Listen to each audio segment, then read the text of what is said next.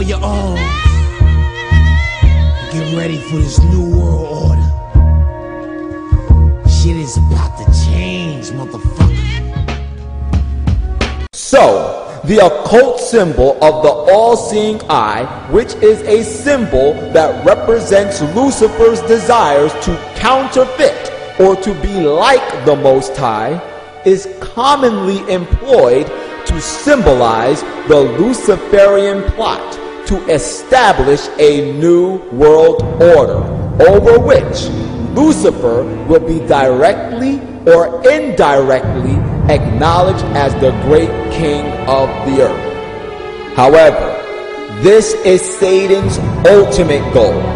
But before he can fully achieve this nefarious plot, he must first attack the minds of mankind on several different fronts before the majority of humanity will either directly or indirectly pay Lucifer homage as the great king of the earth. And it is now, as we begin to unveil some of these attacks which are currently being employed on the minds of our loved ones, our friends, our co-workers, and our children, that we will begin to clearly see why the all-seeing eye is used so widely all throughout the world.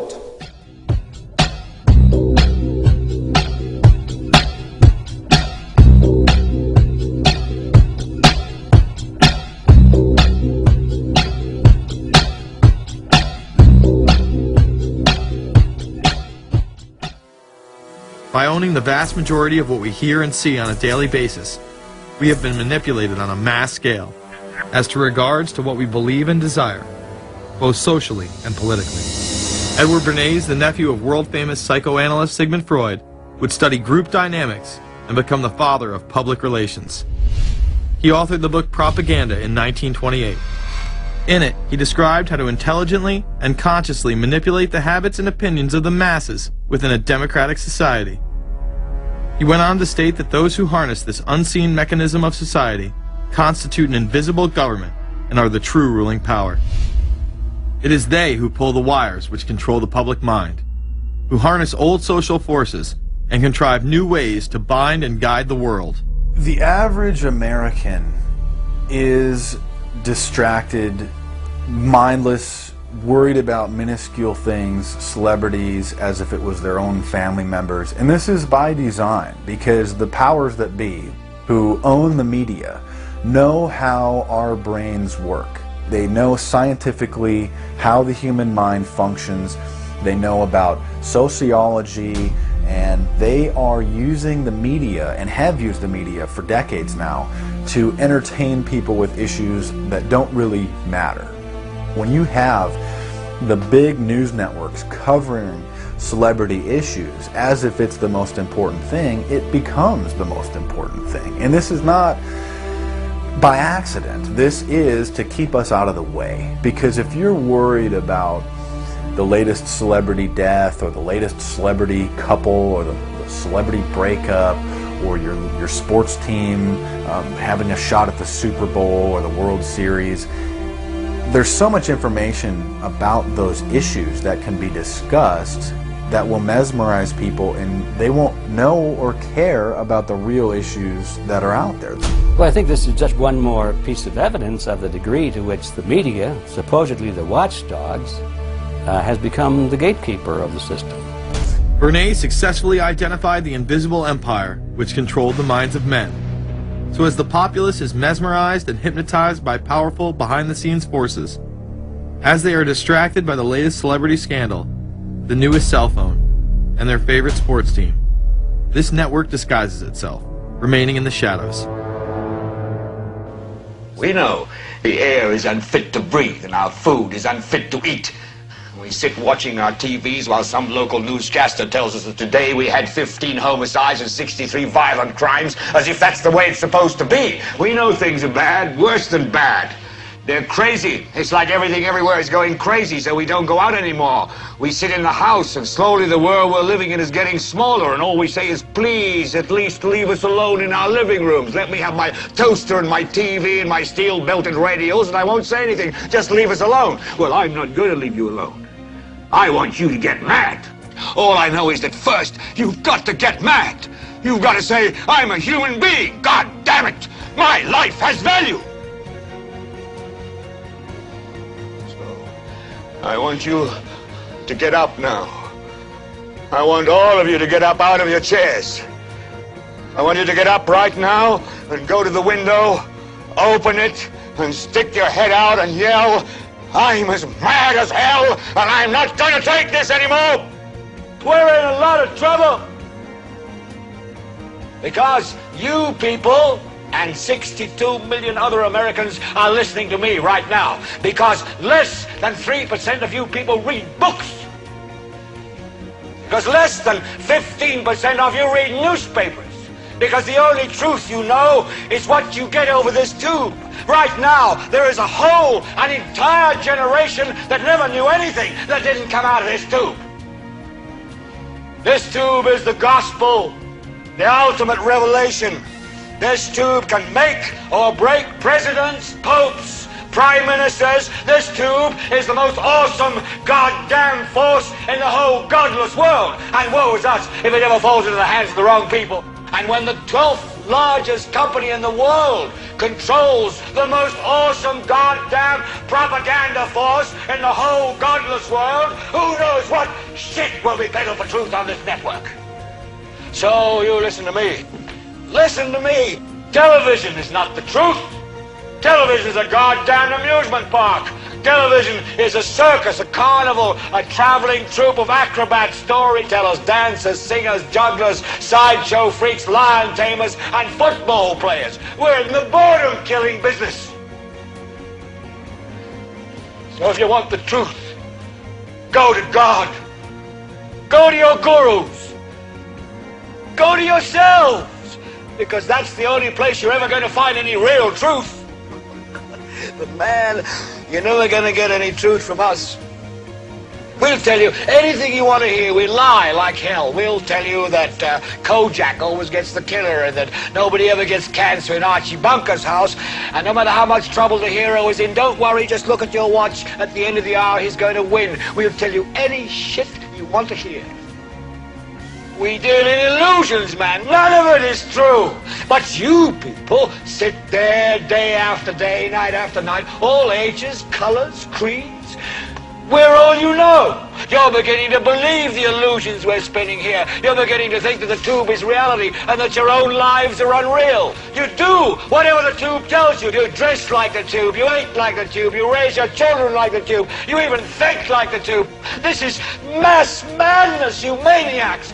In God's name, you people are the real thing. We are the illusion. So turn off your television sets. Turn them off now.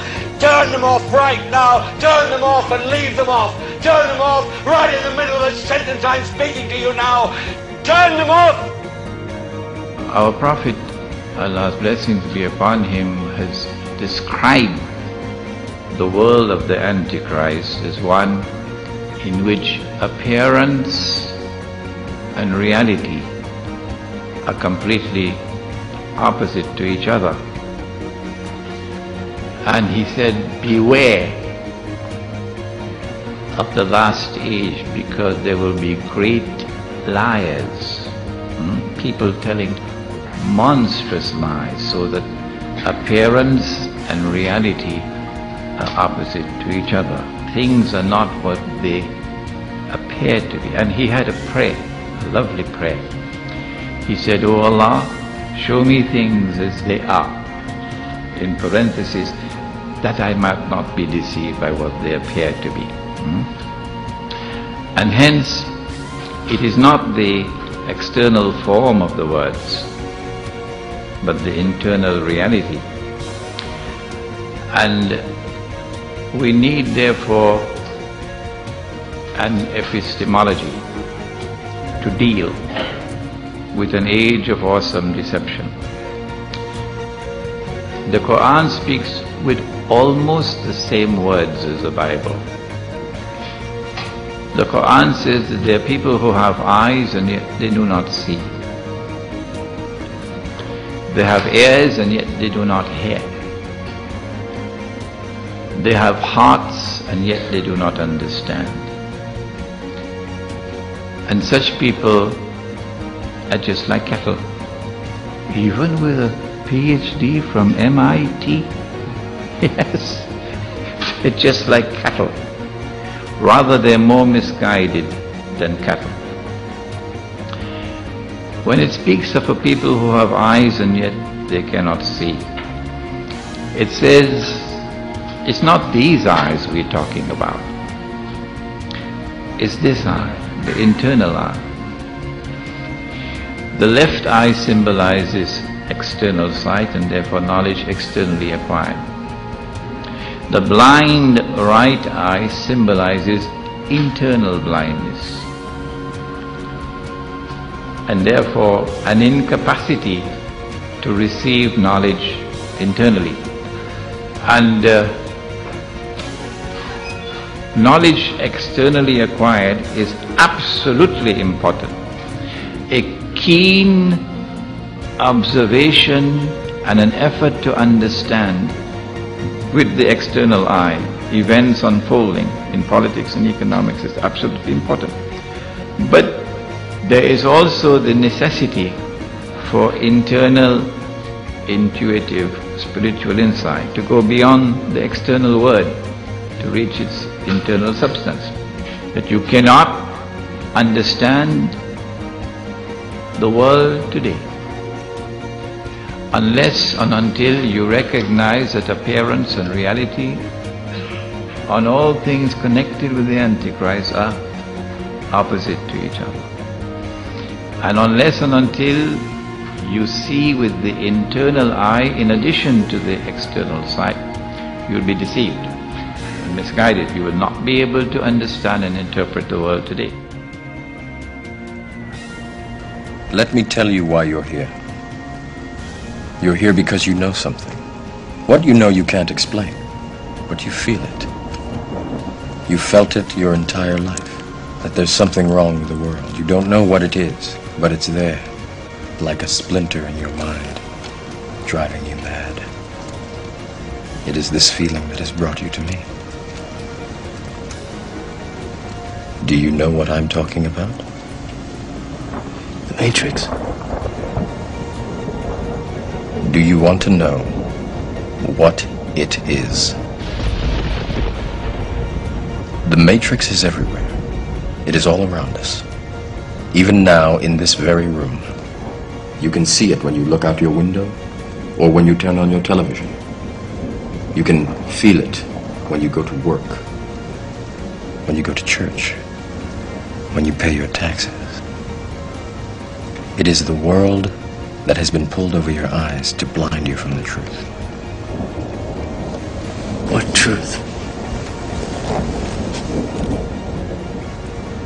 That you are a slave, Neo.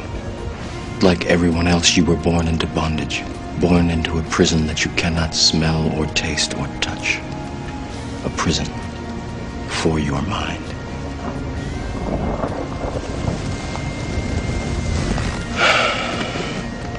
Unfortunately, no one can be told what the Matrix is. You have to see it for yourself.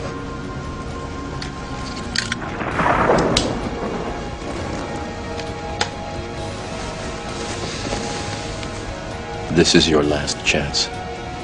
After this, there is no turning back. You take the blue pill, the story ends.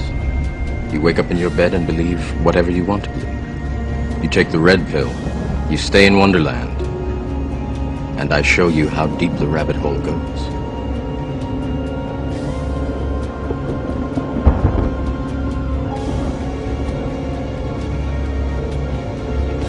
Remember, all I'm offering is the truth, nothing more.